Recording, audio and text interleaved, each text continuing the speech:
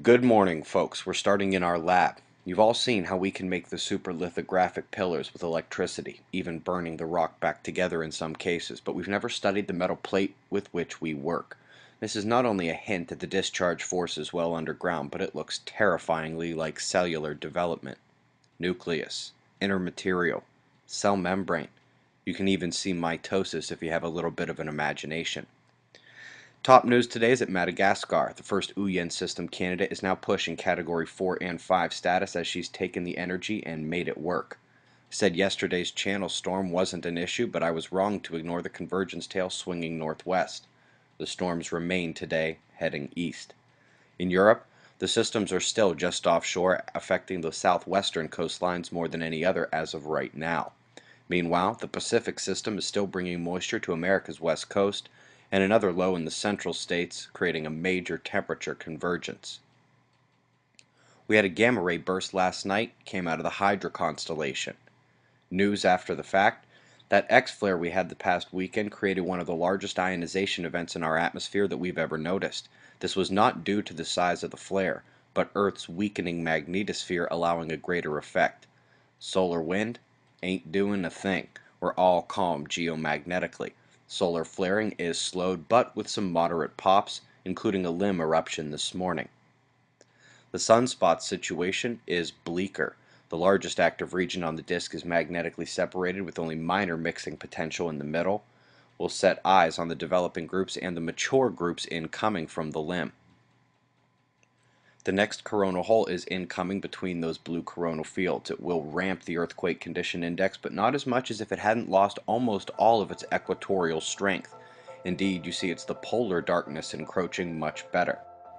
Now, when it comes to quaking, it seems that the western U.S. is waking up now to what's happening in Oklahoma, California, and Yellowstone. First, please note that unless Yellowstone hits 5.0 or upticks last 2 weeks, I don't worry. Seen this pattern 5 times now in the past few years. But indeed, we did predict a return of quaking to this area, and I'd like to again share some of the members' content from our website.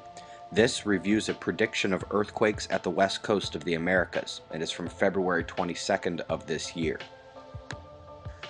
But if you think back to what was happening in 2013, 2012, a lot of big earthquakes near Baja, El Salvador, other parts of Central America. We haven't seen those.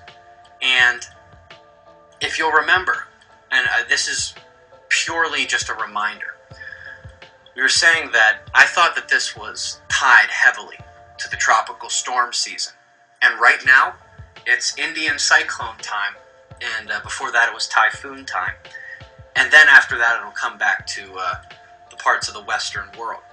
But this is where you see the quakes now, in Indonesia, New Zealand, places like that, where you are seeing the tropical events. And we have not seen that earthquake activity near Baja, Mexico, Central America, since the last time it was tropical storm season there.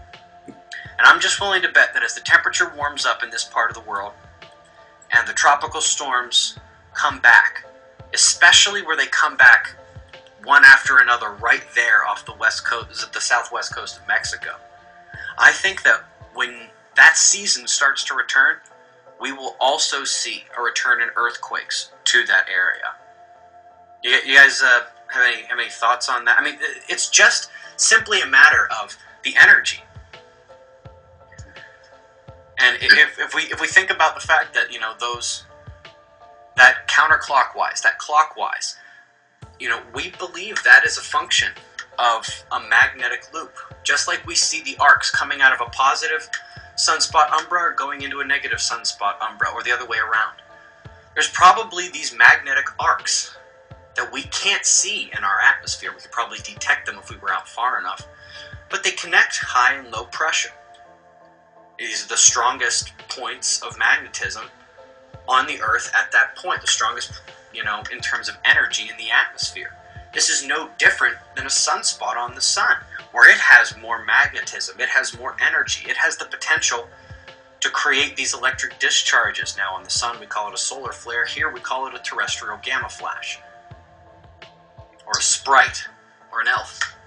Yeah, that's a good analogy. They probably should have come up with different names than a soda pop and Santa's Little Helper for those high atmosphere energies. But I really do believe that. And if you have been watching long enough to sit there and say, hey, you're right, the quakes have been more towards New Zealand, more towards Indonesia, than they have been towards Mexico or Central America, at least in the last few months.